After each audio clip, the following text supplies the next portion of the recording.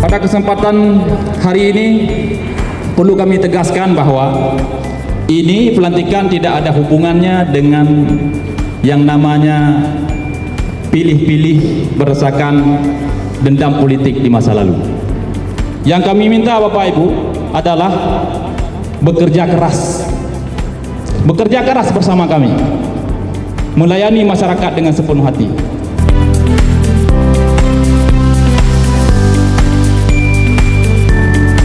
Saya mempunyai kejuaraan ini secara resmi melatih saudara-saudara dalam peningkatan pimpinan di Parlemen ini dengan pemerintah Kabupaten Jayapura.